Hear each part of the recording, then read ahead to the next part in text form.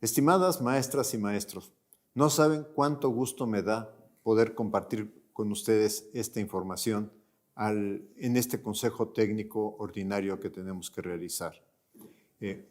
Uno de los retos que tenemos en este momento es acercarnos al plan de estudios 2022 que está aprobado y ver cómo vamos a poderlo llevar adelante. En primer lugar, quisiera decir cuáles son las razones por las que tenemos que cambiar la escuela. La escuela que conocemos es heredera del proyecto pedagógico que se formó en el siglo XIX. Así era la escuela de nuestros bisabuelos, abuelos, padres, hijos y nietos. O sea, si cerramos los ojos, prácticamente nada más vamos a ver vestimentas distintas en los salones de clase. Mantiene, por lo tanto, esa estructura del salón de clases, esa estructura hecha fundamentalmente para que haya un pizarrón al frente y para que el profesor tenga su escritorio y desde ahí hable. Insiste en un plan de estudios organizados por materias, un plan de estudios que todos conocemos porque así lo llevamos, donde se respetan los contenidos, donde la lógica de la disciplina es muy importante, pero sobre todo que hay dificultades para aprender los temas, porque estos temas, en estricto sentido, no se vinculan con la realidad. ¿Por qué queremos una escuela diferente? Por razones compensatorias. La investigación muestra una distancia entre contenidos escolares y la realidad social y cultural de los alumnos. El cambio es el principio de avanzar hacia una escuela justa, compensatoria, crítica, emancipadora. Quienes no están en la escuela, quienes han huido de la escuela, quienes decidieron no seguir en la escuela, fueron fundamentalmente porque la escuela los expulsó, porque el sistema educativo los expulsó al no reconocer su potencial y de alguna manera están fuera porque se castigaron sus debilidades para poder acoplarse a lo que la escuela se supone que tiene que lograr. También tenemos que cambiar por una serie de razones pedagógicas y didácticas. Existe un debate pedagógico nacional e internacional muy vivo, muy significativo, y podríamos decir que este plan de estudios es la primera ocasión en que retoma a fondo temas pedagógicos, porque en el siglo XX la psicología desplazó a la didáctica. La psicología logró explicaciones sobre procesos de aprendizaje, y estos son importantes, pero se desplazó el entender cuáles son los procesos y cuáles son los procesos de formación que tiene que tener la escuela. También estamos buscando romper con las lógicas que siguieron otros cambios curriculares en donde se seguían las pautas que los organismos internacionales establecen a través de sus investigaciones. Pautas que tienen sus fundamentos, pero que reconozcamos son inadecuadas para el caso mexicano. El proyecto que estamos presentando constituye una propuesta de mayor profundidad a la impulsada por Torres Bodet en los años 60 del siglo pasado. Todos reconocemos el plan de estudios de 11 años, el plan de estudios por áreas de conocimiento, no por materias, los libros de texto gratuito, el desayuno escolar. En todos estos temas, México en ese momento fue un referente en América Latina. Y de alguna manera, con este proyecto curricular, buscamos que vuelva a ser un referente. Y también porque necesitamos romper con el proyecto de formar para la unidad nacional, que supone que hay una mexicanidad y que al mismo tiempo desconoce, descalifica las diversas formas de ser mexicano, las diversas culturas que forman identidades mexicanas en un sentido amplio.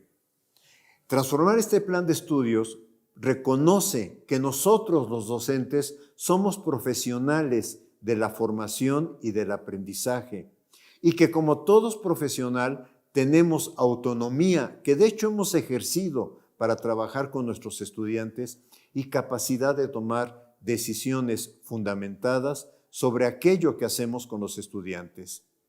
El plan de estudios instaura, y este es un elemento central, una vinculación escuela, comunidad, territorio.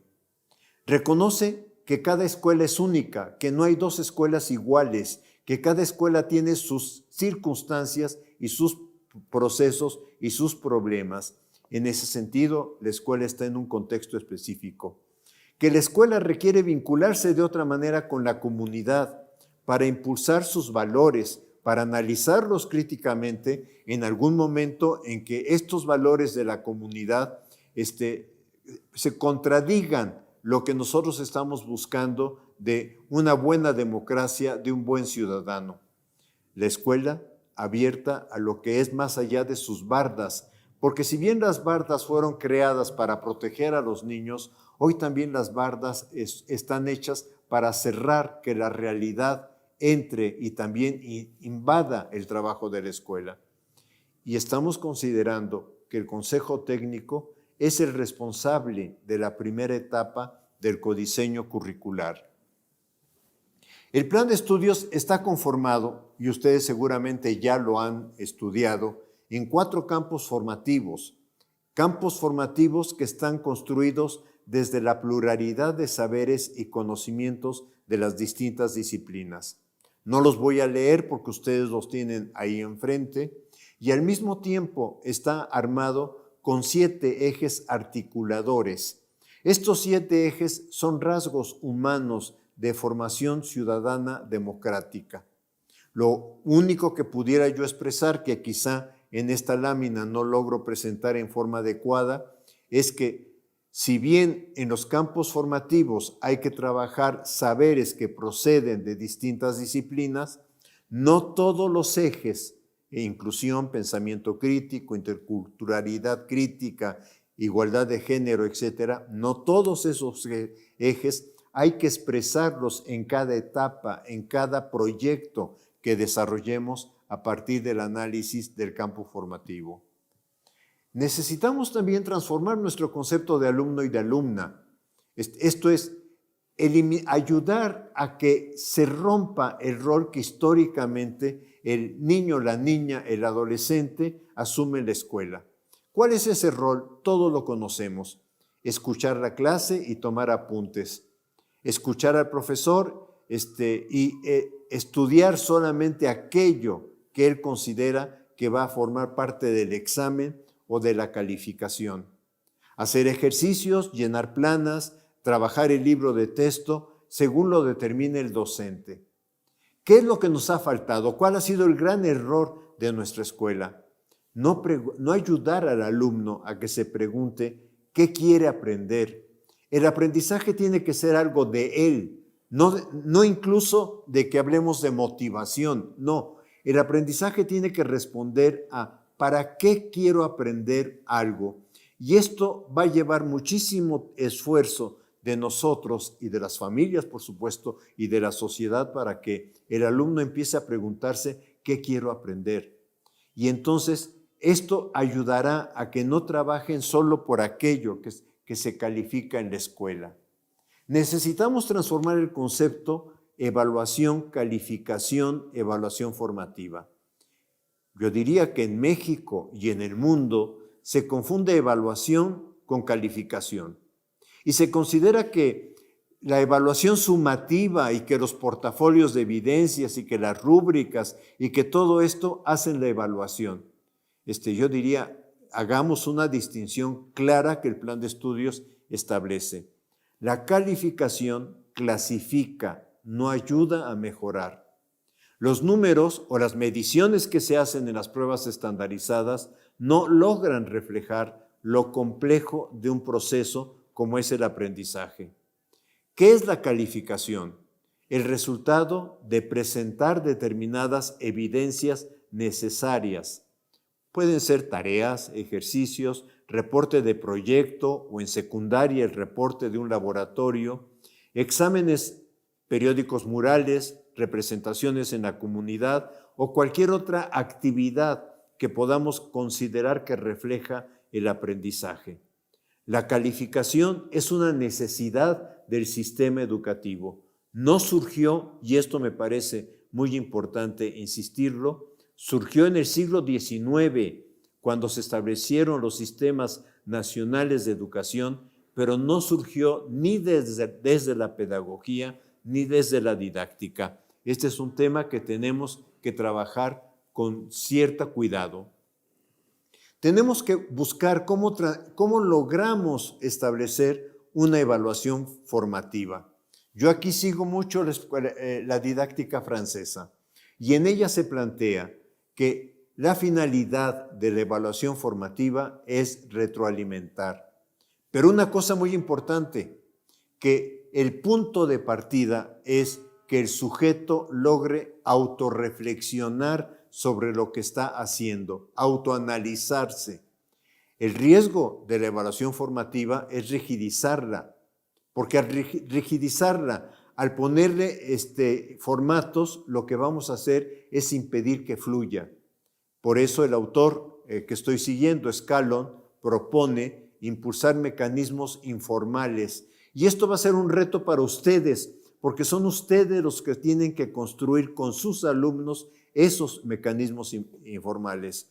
Por eso buscamos evitar una sobrecarga de acciones para realizarla.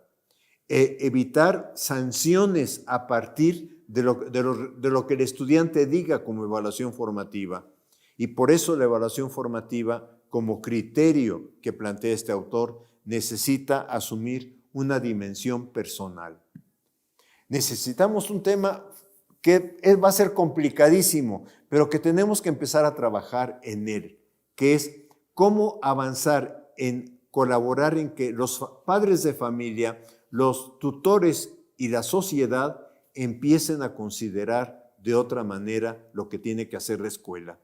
La relación escuela-comunidad-territorio involucra a los padres de familia. Los padres de familia y tutores ingresaron a la escuela en la pandemia. Ahora cuidemos que no se retiren de la escuela, que sigan apoyando. Y esto implica que nos pueden colaborar para ir identificando aquellos problemas que se encuentran en el entorno de la escuela, sea el mercado, sea el tránsito a la escuela, sea la siembra o en los medios. Esto es lo que puedan los padres de familia decir de lo que se publica, de lo que se dice sobre un determinado tema. Podría ser sobre la guerra Rusia-Ucrania, podría ser sobre la contaminación en determinadas ciudades, sobre los problemas del agua, etc. Y en algún caso, si los padres de familia cuentan con datos, lo que pueden encontrar en WhatsApp que pueda ayudar a la escuela. En este sentido, estamos trabajando en pensar una noción diferente de aprendizaje en la escuela y una noción diferente de libro de texto. El libro de texto como algo que ayude, pero encontrar también que la realidad puede ser un libro. Involucrarse también, necesitamos que la familia se involucre, que se continúe apoyando a sus hijos, fundamentalmente ayudándoles a formular preguntas. ¿Por qué? Y no a conformarse con la primera respuesta que encuentran, sea en un libro o sea cuando googlean información. Cambiar su percepción de lo que esperan de la escuela, que la escuela pueda realizar. Y fundamentalmente aceptar otro medio de comunicación sobre sus hijos, de lo que sus hijos hacen en la escuela, que no sea la tradicional boleta de calificaciones. En este sentido, el cambio que buscamos se orienta a restaurar un circuito escuela, comunidad, territorio como punto de partida y punto de llegada de los saberes. Buscar que el estudiante aprenda a entender la realidad, no para repetir las frases que vienen en los libros, sino para decir, lo que yo veo en la realidad puedo afirmar tal cuestión. Tema que si vemos los niños desde preescolar, de primaria, pueden a través de sus dibujos demostrar, pero que poco a poco los vamos obligando, orillando a que nos repitan lo que dicen los autores. En este sentido, buscamos analizar críticamente la realidad, lo que Freire plantea, leer el mundo, buscar una síntesis incluso entre el saber del sentido común y el saber sistemático. No es que neguemos el sentido común, pero puede ser el punto de partida, bien sea para fortalecer o para argumentar este es lo que se afirma, a través del sentido común, o bien sea para contradecirlo y encontrar que hay otras explicaciones mucho más abarcativas, mucho más explicativas que la que el sujeto tiene en ese momento. Leer el mundo críticamente en sus diversos planos, ciencias naturales, imbrincadas con las ciencias, con el apoyo del lenguaje y del pensamiento matemático. Esto nos ha llevado a reconstruir el currículo, buscando una graduación entre saberes y problemas, y pensando que cada docente, cada colectivo docente tiene que repensar la forma como ha aprendido a trabajar con los estudiantes y tiene que repensar nuestra propia historia docente. Esto significa también buscar una transformación en la estructura del salón de clases. Tenemos que encontrar una forma de que los estudiantes no estén en serie, no estén uno detrás de otro, donde el auditorio, la clase se convierte en un auditorio y solo vemos la nuca del compañero. El plan de estudios, sabemos que no hay recursos económicos para cambiar las aulas, pero reconozco que hay mucha creatividad en los docentes para reorganizar lo que se hace en el salón de clases de otra manera. La estructura del plan de estudios que presentamos apunta a lo que se llama un currículo deliberativo. ¿Por qué deliberativo? Lo trato de presentar en la parte inferior que está más en café con curvas rojas, porque la SEP da una orientación que es el plan de estudios, pero esta orientación que no puede definir lo que pasa en cada escuela, las condiciones de cada escuela, que no puede definir qué puede hacer cada uno del más de 1 millón de maestros que tiene este país, tiene que pasar a ser leído, a ser interpretado por el colectivo docente en el Consejo Técnico Escolar. Y que en este proceso de interpretación, de reconocimiento de cuáles son los problemas del contexto escolar, cuáles son las situaciones de los alumnos, el colectivo docente vaya armando los proyectos de trabajo que tenga que realizar entre un consejo técnico y otro. A esto le estamos llamando currículo deliberativo, codiseño curricular.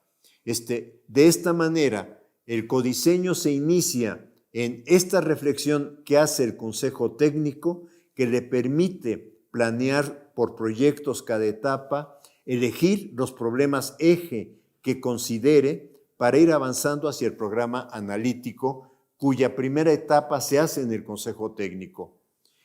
Posteriormente, cada docente va a enriquecer esos proyectos interpretándolos, adecuándolos a la realidad de su grupo escolar, incorporando contenidos que consideren relevantes.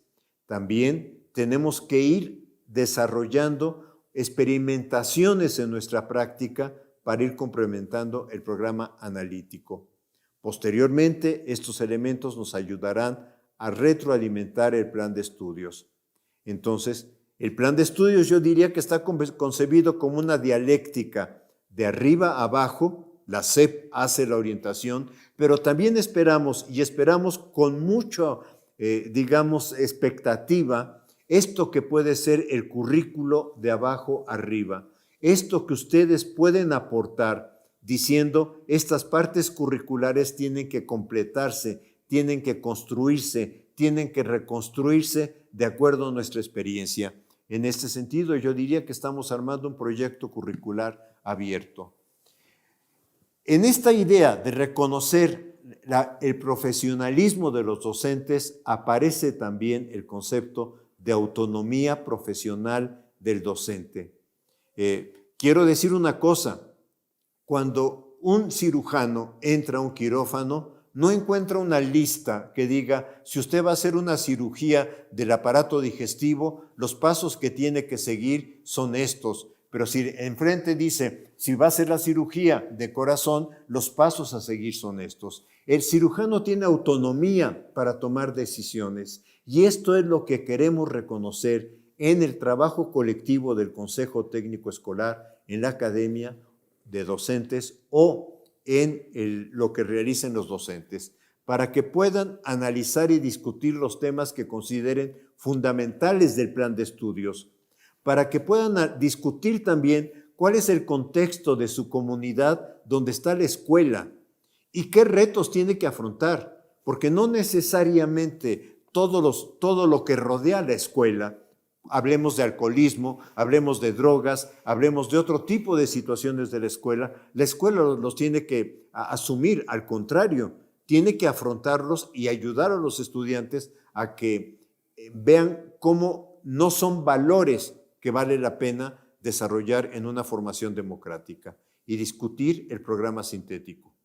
En este programa colectivo del Consejo Técnico se inicia el codiseño curricular, que es la primera etapa del programa analítico. Esto es, el Consejo Técnico selecciona en sus discusiones los temas relevantes que afectan a la comunidad y analiza cómo los puede vincular con el programa sintético.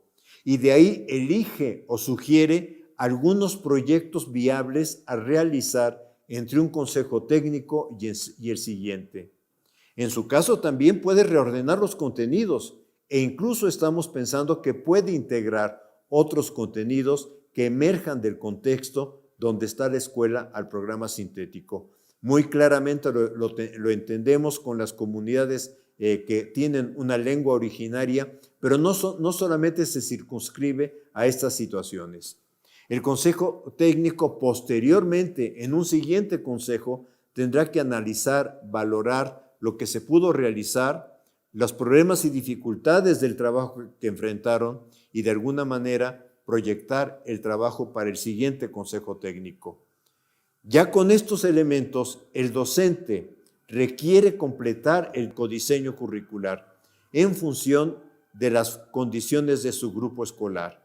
En este sentido, pensamos, al docente le corresponde hacer la planeación de su secuencia didáctica e integrar en esta secuencia algunas ideas para la evaluación formativa y lo que estoy denominando aquí los entregables para la calificación.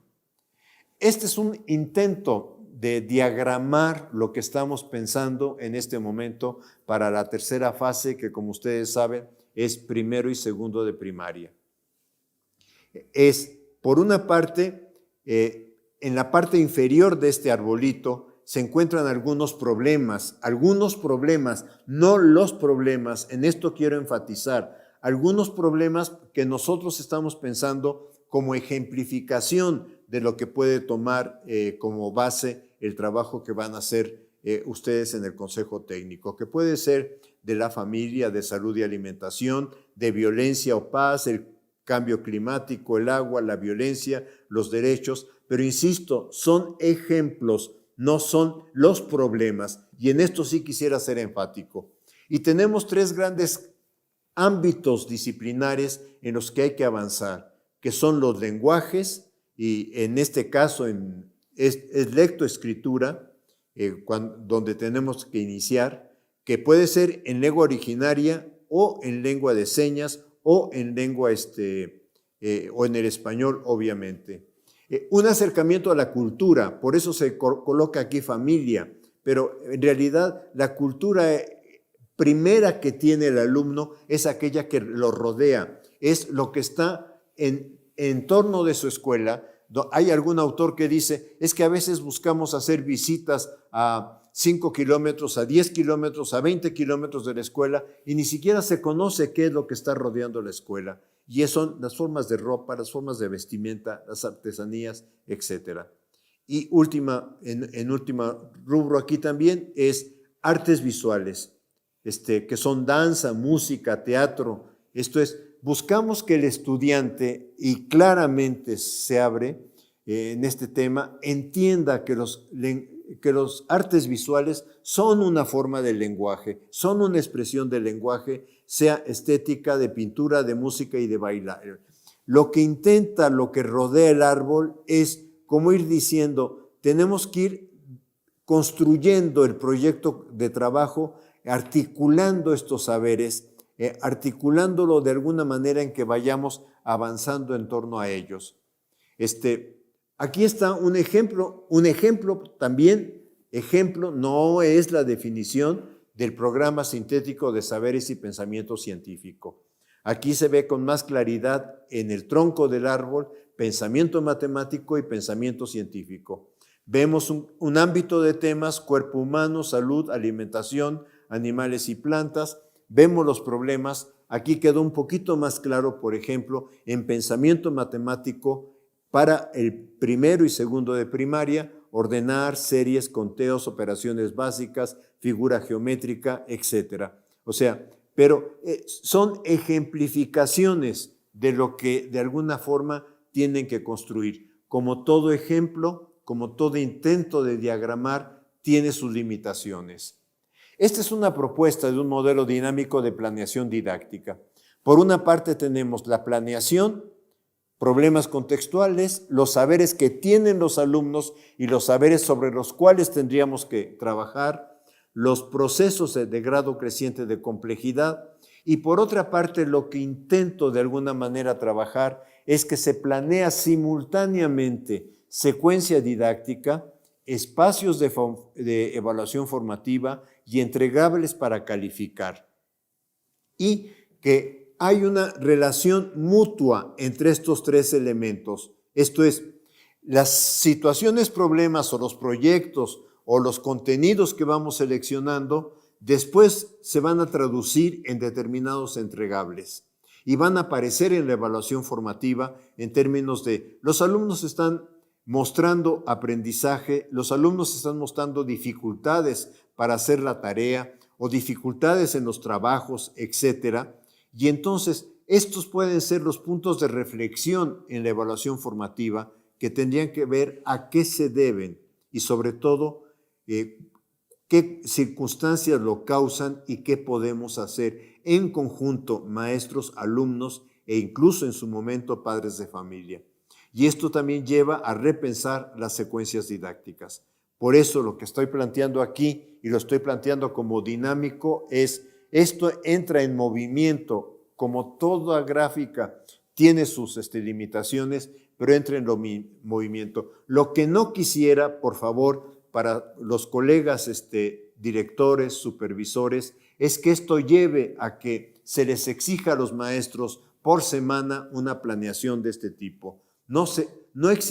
Si exigimos una planeación rígida, lo que vamos a hacer es llenar de trabajo al maestro e imposibilitarle trabajar en el aula. Tenemos que encontrar una forma de que esto no se traduzca en un documento para que nada más haya grandes orientaciones sobre las cuales el docente pueda trabajar. Los docentes tenemos creatividad y la hemos mostrado y la mostramos muchísimo en la pandemia. Por ejemplo, nadie nos dijo utilicen el WhatsApp. Nadie nos dijo algo que una compañera que trabajó en medio rural me escribió y me llamó mucho la atención, que dijo el cuadernillo viajero. Esto es, el cuadernillo que en algún momento llegaba al niño a través de determinados medios que el maestro había hecho a través de fotocopias, etcétera, y que después encontraba el mecanismo para que los padres de familia lo regresaran a la escuela. Nosotros mostramos mucha creatividad en la pandemia y hemos mostrado siempre creatividad. Y este proyecto se basa en reconocer la formación, la creatividad del maestro para ofrecer formas de trabajo a nuestros estudiantes.